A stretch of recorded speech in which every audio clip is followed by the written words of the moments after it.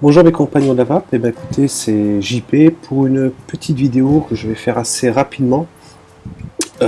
C'était pas prévu ce soir et je me suis porté quelques petites réflexions concernant donc le nombre de coils différents qu'on peut découvrir dans l'AVAP. Alors avant de commencer, je voulais juste souligner sur le fait que ces propos donc sont des propos personnels sur ce que moi je pense des résistances. On parlera uniquement donc de toutes des résistances qui sont faites pour le reconstructible uniquement, que ça soit sur Rato ou Reaper. Voilà. Donc la réflexion que je me suis longtemps posée, ce sont surtout et principalement sur la valeur de résistance. Des résistances qu'on peut utiliser dans nos montages reconstructibles, que ça soit aussi bien sur du fil et un coilage que l'on fait maison par rapport au nombre de tours sur un axe avec un diamètre bien précis, d'accord.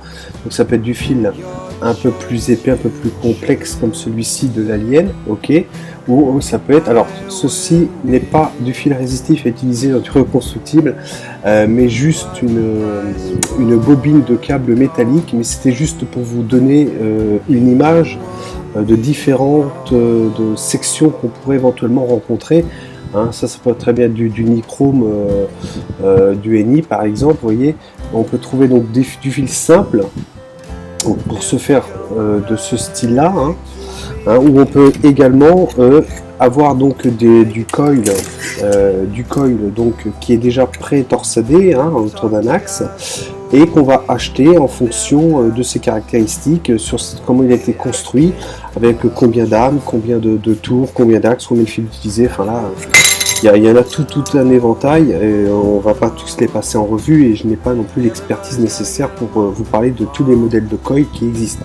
Moi je connais principalement, généralement, que ce soit le Fuse Captain, ok, ou vraiment principalement l'Alien, que je suis habitué comme style de câblage de ce type de coil. Voilà. Alors ma réflexion est la suivante, mais elle n'est pas née d'aujourd'hui, elle est née depuis que je suis un peu dans la vape, et on a toujours eu de notions donc de valeur de coil plus ou moins bas. On va pas aller au-delà de 1 ohm, on va dire des coils entre 0,10 ohm, on va dire au plus bas, parce qu'ensuite on va dire les box électro ne vont pas forcément permettre l'utilisation de ce type de coil, enfin en deçà des 0,10 de ces coils là.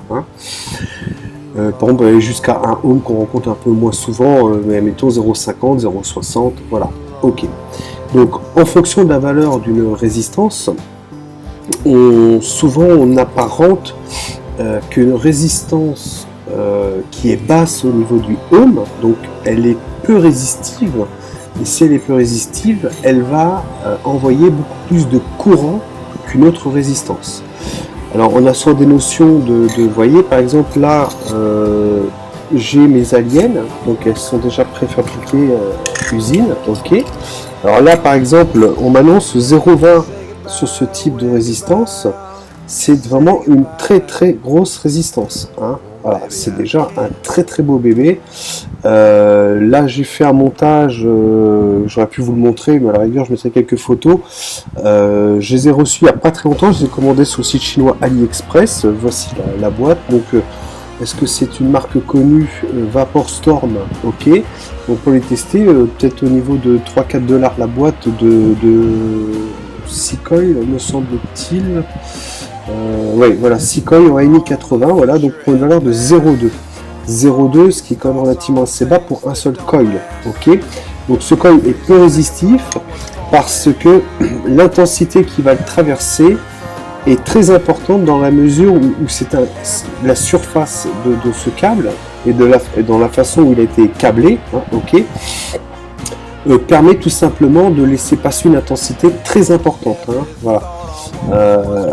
On va dire moins il y a de surface pour laisser passer l'intensité, plus il va être résistif et plus sa valeur sera haute dans le ohm. Ça c'est ce que je pense au niveau de la loi d'Ohm concernant l'intensité, ok.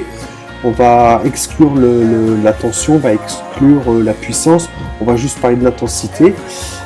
Donc on va dire que par exemple ce petit coil là en 0,20 à l'unité est beaucoup moins résistif, par exemple, que si je prends un fusil de Clapton de chez Geekweb. Donc je regarde sur la boîte pour trouver le coil. Vous voyez, on va passer du kit ou double sur ce type de coil.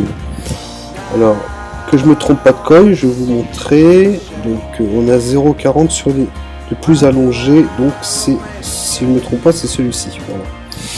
Et vous voyez, sur ce type de coil, tout de suite on est à 0,40. Là on est à 0,40. Et là on est à 0,20. Donc je sais pas si on va bien voir la différence à la cam, je l'espère. Vous voyez, il y a, moi je le vois, je pense que ça devrait être bon au niveau de la cam. Donc vous voyez bien que à ma gauche, celui-ci est beaucoup plus important, beaucoup plus épais, beaucoup plus gros, et l'intensité, on va dire, on pourra apparenter ça comme un tuyau. Vous voyez, un tuyau d'arrosage qui serait plus ou moins gros, évidemment. Donc plus il est petit, plus l'intensité, enfin la force de l'eau pour passer dedans sera réduite. Et puis plus le tuyau est gros, ok, plus vous aurez une quantité d'eau importante qui pourra le traverser. Et donc on pourrait dire qu'il est moins résistif parce que l'eau passe davantage. Donc au niveau des coils, on pourrait éventuellement apparaître. C'est mon point de vue. Alors, il y aura peut-être des professionnels. Voilà, il y a beaucoup d'avis, il y a beaucoup, voilà, il y a peut-être des techniciens qui vont peut-être être en désaccord avec ce que moi je pense, mais c'est mon raisonnement, c'est que mon petit avis d'amateur, et c'est là-dessus que je voulais vous faire part de mon impression par rapport à ça, mais vous allez voir où je vais en venir. Donc là, vous avez une résistivité à 0,40 ohms, et là 0,20. Donc pour obtenir 0,20, il faudra multiplier ce coil là par 2 sur un dripper ou un atome reconstructible qui accueille 2 coils pour avoir la valeur nominale de celui-ci. Voilà. Alors, où je veux en venir par rapport au coil, à leur résistivité et tout ça. On entend souvent, on voit, on le lit, on peut voir même à travers d'autres vidéos sur YouTube, souvent on dit, oh là là, attention, le coil va cracher, il est qu'à 0,20, enfin j'ai un montage en double coil qui arrive à 0,12 ou 0,15, ça a coupé, ne me demandez pas pourquoi, je ne sais pas pourquoi. Bref, donc souvent on dit, voilà, c'est un montage bas, on a aux alentours de 0,15 ohms, ça va envoyer très dur, ça va envoyer patate, et souvent on entend même qu'il va falloir monter dans les watts pour vraiment que ça dégage. Alors, moi, mon avis personnel, est-ce que cela s'applique réellement d'avoir une notion importante sur la valeur de la résistance, on va dire jusqu'à 1 ohm, enfin il n'y a plus de résistance quasiment, peut-être pour des tirages serrés, sur des montages bien précis, avec des TTC bien spécifiques, pour voilà. Mais au niveau du reconstructible, jusqu'à 0,50, 0,60, voilà. Vous voyez là, j'ai fusée de Clapton, j'ai du 0,45 ohms par coil. On a du 0,40 là on a 0,20. Voilà, ensuite, effectivement, on peut coiler soi-même. Quand je fais 5 tours autour d'un axe de 3 sur celui-ci, je suis à peu près à 0,50, 0,55. Voilà, bon. Peu importe. Ce que je voulais vous dire, c'est que on parle souvent de la valeur de résistance, que ça va envoyer, tout ça, parce que la résistance est basse. Est-ce que c'est vraiment important quand on vape sur une box électro? Quand on vape sur une box électronique, automatiquement, c'est nous qui allons lui dire quelle puissance à laquelle je veux envoyer pour faire chauffer mon montage en fonction de la sensation que je veux. Donc, pour avoir fait le test, si je mets un double coil, admettons que j'ai un montage final, admettons à 0,50 d'un côté, et j'ai un montage à 0,20 ou 0,15 de l'autre. Comme de toute façon, sur une box 2 accus, sur laquelle je peux jouer sur le voltage ou la puissance, mais si j'augmente la puissance, j'augmente le voltage, donc c'est de pair, on est bien d'accord. Là j'ai toujours ma petite box MVV de chez Dovpo, de toute façon, j'ai un potentiomètre, j'ai joué sur le voltage, mais si je monte le voltage, automatiquement, je vais augmenter ma puissance de vape. Ok, donc que j'augmente ma puissance en wattage sur une box électro ou que je régule sur un potard qui est en voltage, de toute façon, je vais lui envoyer plus de puissance, que je manipule les volts et la puissance, et automatiquement, il faudra plus d'ampérage. Tout est lié, hein, forcément. Donc, est-ce bien important la valeur de la résistance finale, puisque moi, par exemple, sur cette box-là, j'ai envie de vous dire, je m'en fous de la valeur de la résistance, mais alors complètement. Parce que, in fine, je vais monter la puissance sur ce type. Alors, mauvais exemple, parce que je vais vraiment parler d'une box, avec voilà, une box sécurisée, une box. Hein. Évidemment, je n'en ai pas sous la main, avec ça peut être une Renault ou n'importe quoi, ou tout est géré de façon électronique. Donc de toute façon, moi je vais lui envoyer de la puissance comme je veux, et au final, peu importe la valeur de ma résistance, c'est moi qui vais lui dire je veux que ce montage chauffe à telle température, enfin soit dégage tant de watts, tant de voltage, et voilà. Donc au final, je peux très bien avoir deux montages de bourrin, un bourrin à 0,15 comme celui-ci par exemple, 0,11 pour celui-ci, vous voyez. Là je suis à 0,11. Donc cet ensemble de montage sur ce dripper à 0,11 ohm est très bas. Donc souvent on apparente un montage en ohm très bas à des montages de bourrin. Mais je pourrais très bien avoir le même type de coil fabriqué d'une façon différente, qui finalement la valeur arrive à 0,40 par rapport à l'alliage, peut-être par rapport au câblage que le coil lui-même a. De toute façon, comme les deux montages sont sur ce type de gabarit de coil relativement importante, peu importe la puissance, parce que si je suis à 0,50 sur un montage comme ça, automatiquement, je vais pouvoir avoir un coefficient de chauffe sur ce montage-là de la même sorte que mon montage positif à 0,15. Je vais juste réguler, j'espère que je vais être clair, c'est pas facile à expliquer, mais de toute façon je vais varier moi-même la puissance. Donc au final, je fais en quelque sorte abstraction de mon montage résistif qui a tel ohm. Je fais une abstraction, pourquoi ? Parce que c'est moi qui vais de façon électronique décider sur quelle puissance je veux tout simplement vaper mon montage. Voilà. Alors, que ça soit un montage in fine qui arrive à 0,12 ou à 0,50, c'est moi qui vais décider d'envoyer plus ou moins la patate comme j'ai envie. Voilà. Ma box, évidemment, si je la dérègle pas, imagine une box électronique que j'avais pré-réglée pour un montage comme ça, 50 watts. Donc, automatiquement, quand je vais visser mon dripper, il va m'afficher, donc je le laisse à 50 watts pour les deux montages. Ça veut dire que de toute façon, peu importe la valeur de la résistance que je mets dedans, je lui dis tu le vapes à 50 watts. On verra effectivement que le voltage est différent. Le voltage ne sera pas le même. Parce que plus je suis bas, plus le voltage tombe, ok, et plus je suis haut, plus le voltage sera plus élevé. Voilà. Alors en fait, moi, je vais faire tout simplement,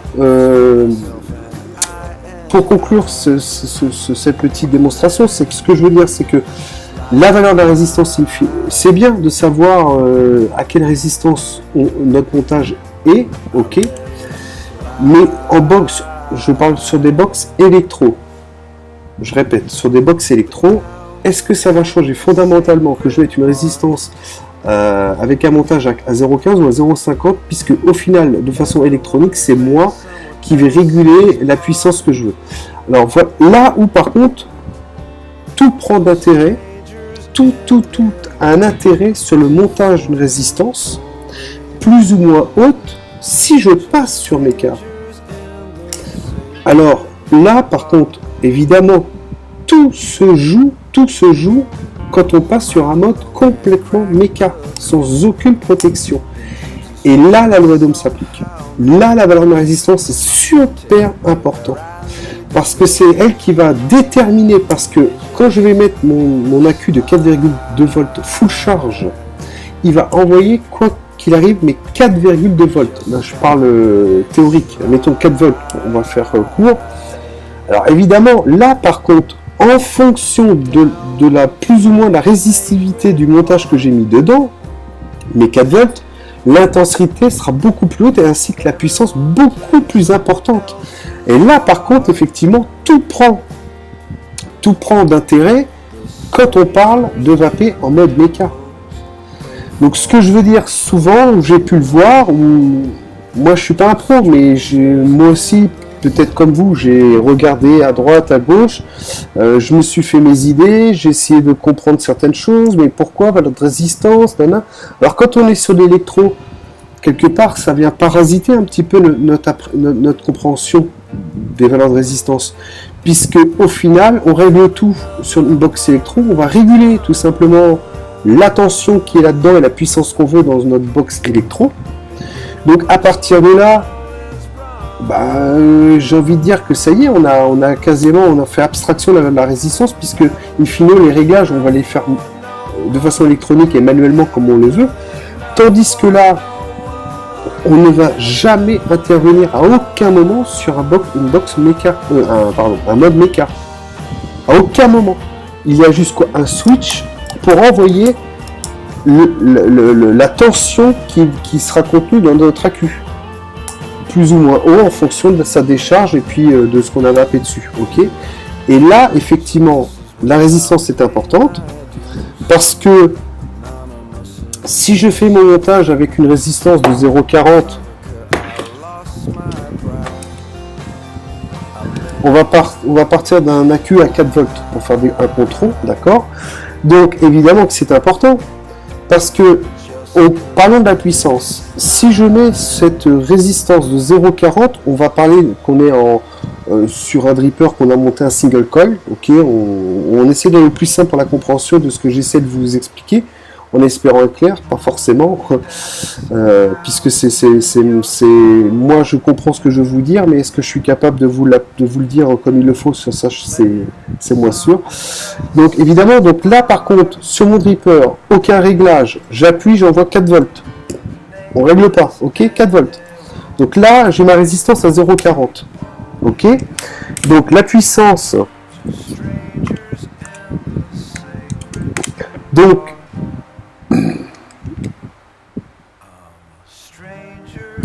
alors ma puissance, donc c'est de mémoire la tension au carré, ok, divisé par la valeur de ma résistance. Alors je vais vérifier si je vous dis pas de bêtises. Ouais, c'est ça. C'est ça. Alors, si je mets cette résistance, donc là on parle qu'on est sur un mode méca, donc, alors effectivement, celle-ci va me permettre de vaper à 40 watts, et puis forcément, une résistance 2 fois moins importante au niveau des ohms, je vais vaper à 80 watts, ça il y a proportion, ok, il n'y a pas de problème. Donc, vous vous rendez compte que sur ces deux coils là, donc là la valeur de la résistance est primordiale sur mon mode méca, parce que sur cette résistance-là, je vais vaper à 40 watts, et sur celle-ci à 80 watts. Ça, c'était la première chose. Donc, premièrement, c'était, j'ai des valeurs de résistance différentes. Si je vape sur une box électro, ma foi, je vais régler en fonction de ma chauffe que je veux, comment je veux vaper. Donc, voilà, on va réguler. Parce que en fait, sur la box électro, si je changeais rien et que je mettais là, je serais bloqué à 40 watts. Mais admettons que je veux tout simplement vaper à 20 watts, et je le régule avec ma box électro. Le chipset va me faire baisser et on va diminuer tout simplement. C'est comme si on vidait partiellement nos accus pour arriver à 20 watts. Hein, ok. Et puis celle-ci à 80 watts, je peux très bien dire 80 watts, si j'avais pouvais pas, donc 4 volts, on va dire que dans ma box électro, mes accus sont pleins, je suis en bypass par exemple, voilà, le mode bypass d'une box électro va faire en sorte de vaper comme sur mon mode méca, c'est-à-dire on ne touche à rien et c'est le montage qui sera dans le dripper ou l'auto-reconstructif qui fera foi pour décider de la puissance, hein, du montage. de la puissance, de l'intensité, du voltage, voilà. Donc là, effectivement, c'est le technicien, enfin c'est vous, utilisateur, moi, vous, amateur ou pro, on s'en fout, parce que c'est une règle, la loi d'Ohm, elle est faite de la même façon pour tout le monde, et c'est nous qui avons construit notre plateau, vérifié la valeur, et avec nos calculs, on sait qu'on va vapper à tel niveau si mes accus étaient full charge ou à 4 volts. Sauf que la grosse différence avec les box électro, c'est que le chipset peut augmenter la tension des deux accus. Par exemple, je dis 2 parce qu'on a peut-être besoin d'aller au-delà des 4 volts. On ne va pas non plus demander un accu plus que ce qu'il peut délivrer. Donc à partir de 2 accus, on va pouvoir augmenter en volts, ok, mais on va pouvoir interagir comme ça, à notre guise. Contrairement au mode méca, où là, effectivement, la valeur des résistances est importante, parce que comme on ne contrôle rien, donc, in fine, ça va être le montage qu'on aura mis dedans qui va permettre la puissance de sortie de mon mode méca. Alors, valeur de résistance en mode électro, j'ai envie de vous dire, ça va comme je te pousse, puisqu'on règle un petit peu comme on veut, ok. Après, il ne faut pas faire n'importe quoi, hein, parce que si vous mettez par exemple, du micro-coil ou un fil très très simple comme ça, deux tout petits fils et tout, il va accepter que vous envoyez de la puissance, sauf qu'ensuite il va y avoir on va y venir après, peut-être un rapport par rapport à la structure du fil en lui-même. Hein. On va pas le faire chauffer de la même façon qu'un tout petit fil, ok. Et en mode méca, pour finir, et là oui c'est important parce que c'est cette construction qui nous permettra de décider de la puissance, de l'intensité qu'on aura envie donc d'envoyer à la vape et à notre montage. Et voilà, avec toutes les sécurités qui vont bien. Comme j'ai toujours dit dans mes vidéos précédentes, que je vous laisse éventuellement aller revoir. Ok. Donc ça, c'était le premier point. Donc là, par contre, comme j'ai bien travaillé, je vais prendre une petite barre quand même. Hein.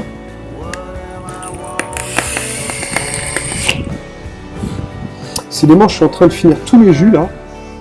Actuellement, j'ai une commande en route, comme je vous l'avais dit, qui me tarde de recevoir parce qu'il y a des jus que je connais et il y a des jus que je ne connais pas. Et j'ai hâte de vous en faire un petit retour, une petite présentation, toujours avec mon petit ressenti perso, parce que là, la vape est tellement, surtout au niveau des liquides, je crois qu'il y a autant de vapoteurs que de liquides, on est vraiment tous différents hein, là-dedans, donc voilà.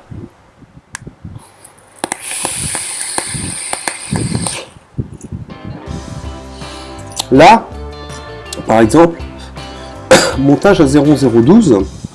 Alors, on pourrait dire, ouais, c'est un montage de bourrin et tout. 0,12, ça va envoyer les watts et tout ça. Non, pas forcément, parce que mon potard, puisque je peux encore régler, je le mets là, et puis là.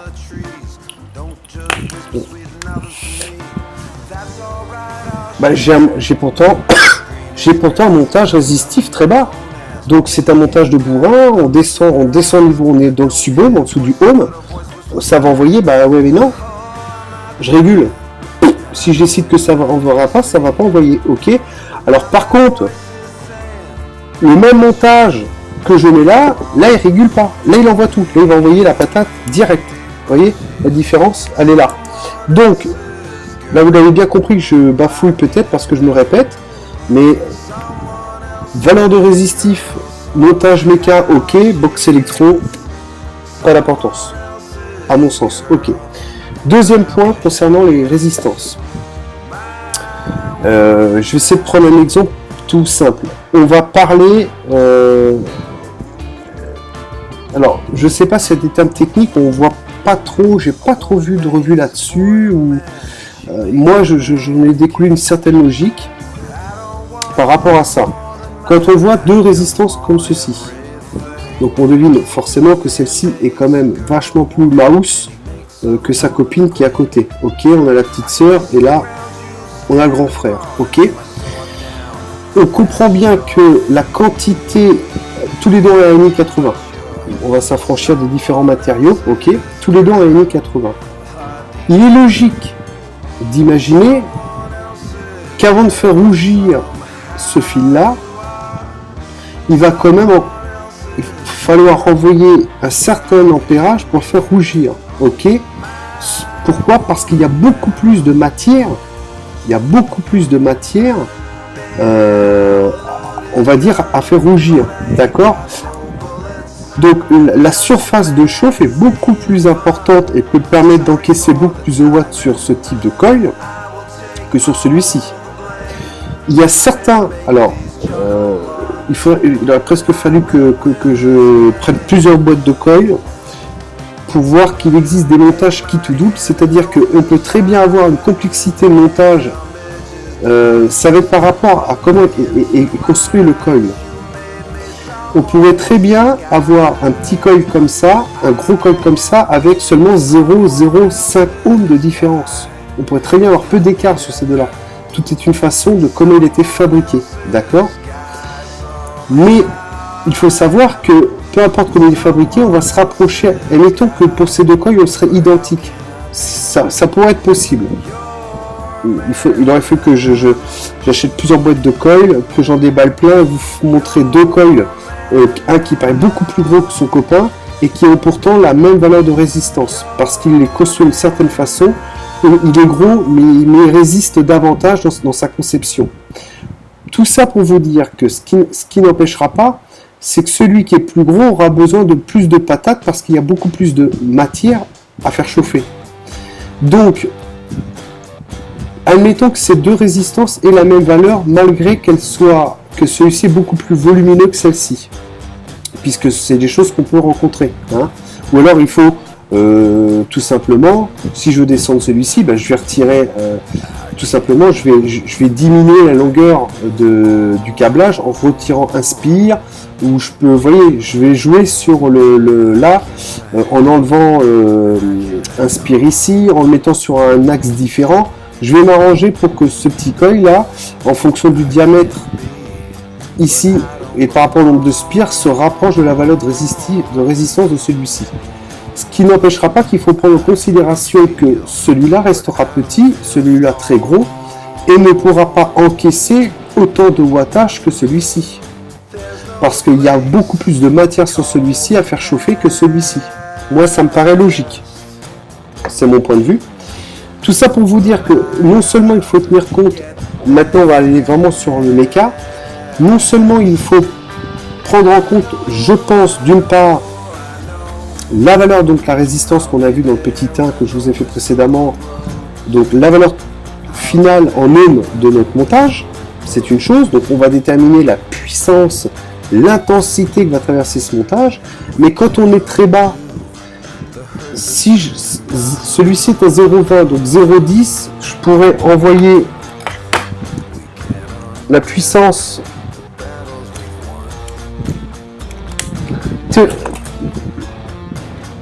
théorique à 4 volts, ok. Si je fais un double coil avec celui-ci, je descends donc à 0,10, ça se divise par 2, d'accord. Donc je serai à 160 watts. 160 watts, ok. Je pense que deux gros comme ça, 160 watts, en jouissant comme il faut, en jouissant comme il faut, c'est pas du tout la même vidéo. Donc je pense que ce type de câble va tenir, ok. Mais si j'envoie, admettons que j'arrive aussi au final à 0,10 avec ce type de coil là et que je lui monte le même wattage dans celui-ci, la même intensité, ça va surchauffer. Vous voyez ce que je veux dire, il va devenir rouge. On va cramer notre coton, ça sera beaucoup plus chaud et ce câble-là ne va pas pouvoir supporter, malgré que le montage final on soit à la même résultante que celui-là, il supportera beaucoup moins une chauffe importante que celui-ci. Vous voyez, et automatiquement, on parle plus des saveurs, on parle plus de rien. Je pense que voilà.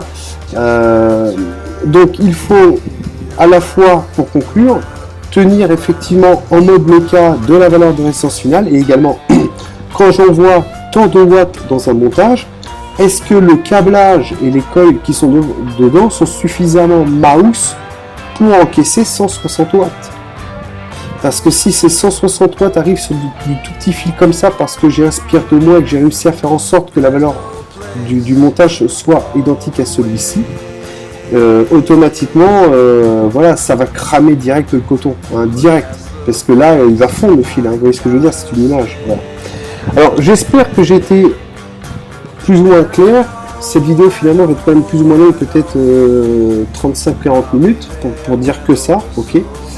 Mais voilà, ce que je voulais vous dire par rapport à la valeur des coils, tantôt il y a de tenir compte box électro ou en méca, donc deux choses différentes.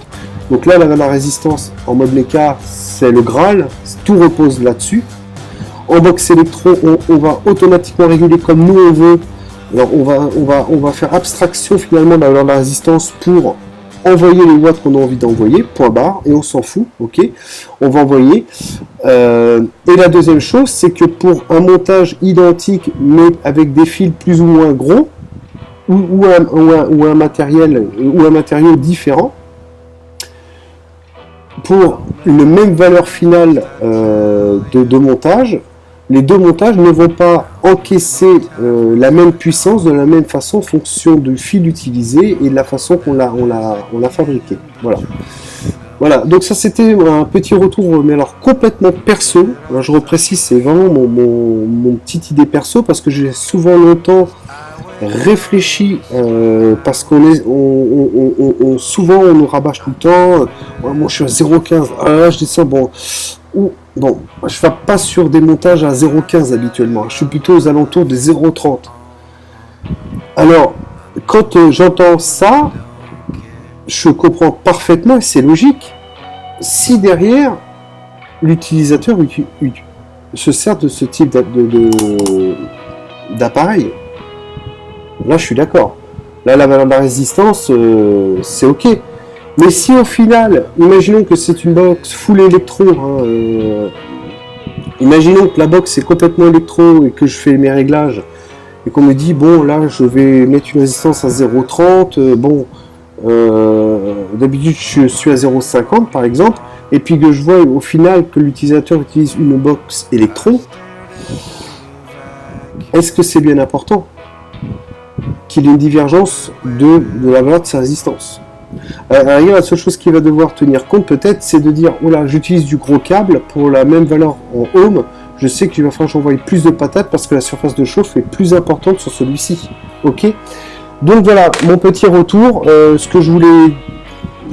Voilà, c'est une vidéo complètement à l'impro parce que je pensais pas en faire une ce soir, ok.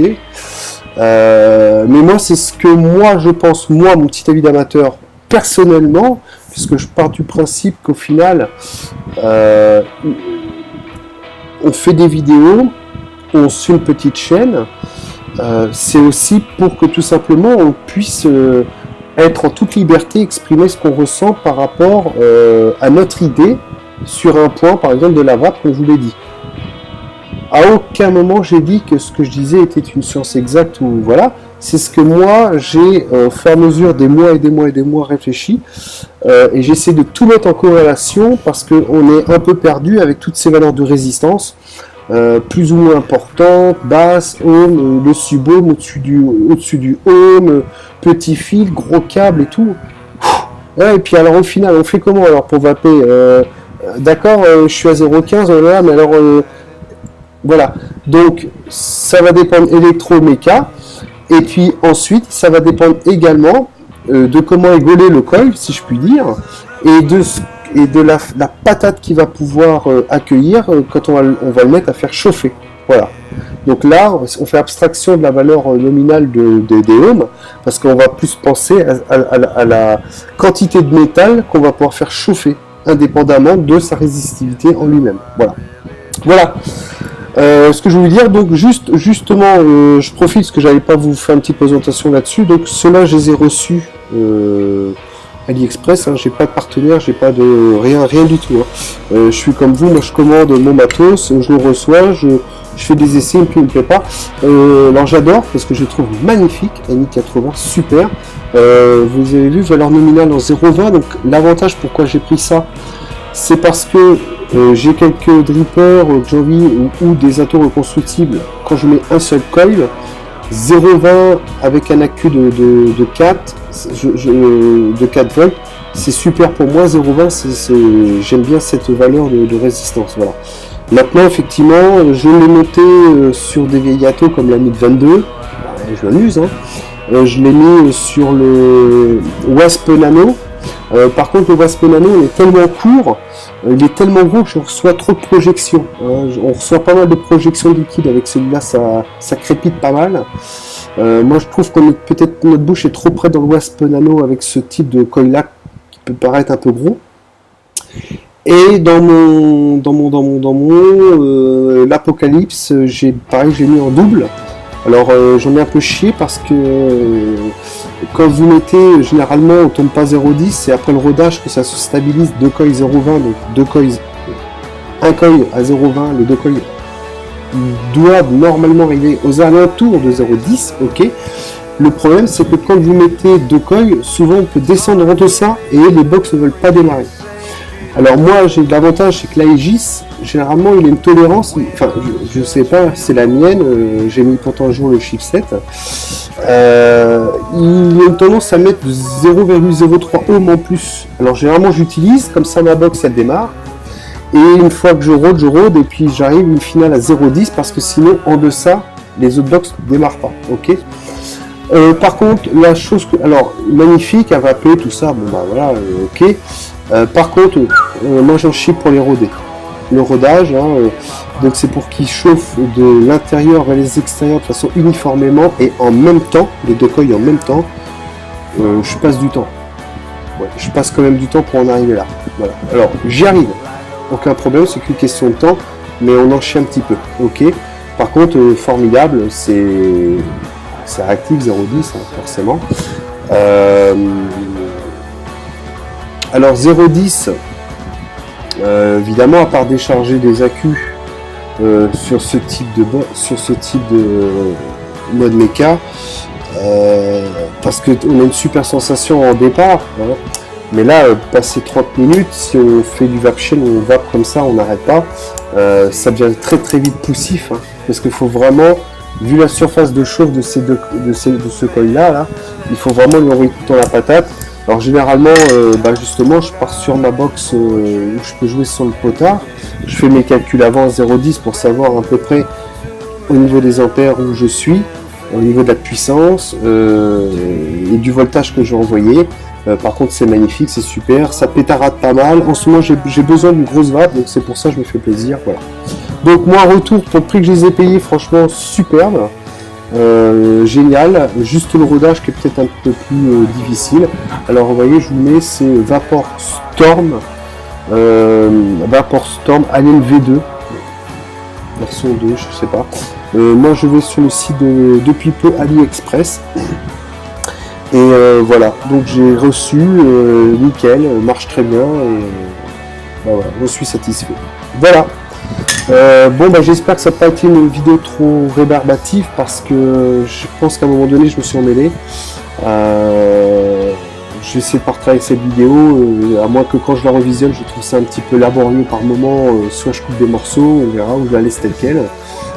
Tout ce que j'espère c'est que vous ayez à peu près compris la philosophie de ce que j'ai voulu vous dire concernant les résistances dans leur mode d'utilisation entre le mode méca, les box électro, et la deuxième chose, qu'est-ce qu'ils peuvent, la quantité de métal pouvant accueillir les nombres de watts et tout ça indépendamment de la résistance finale qu'on obtient des coils. Voilà ce que j'allais vous dire. Alors là par contre, n'hésitez pas à me donner des commentaires sur cette vidéo si vous avez compris où est-ce que je voulais en venir, c'est important pour moi, hein, parce que si je bafouille tout ça, c'est quand même bien de le savoir. Et surtout si vous, ça vous apportait quelque chose, ce type de vidéo ou pas. Voilà.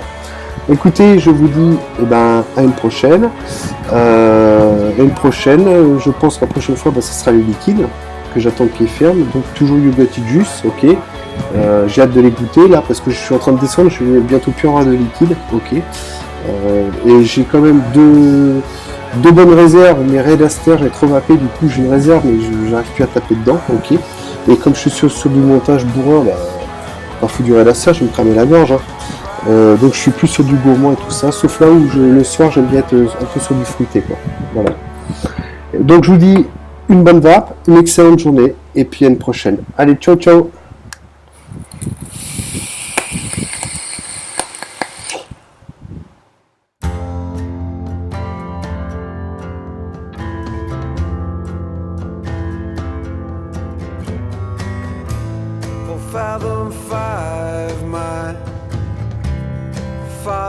lies lying to this day in empty hands.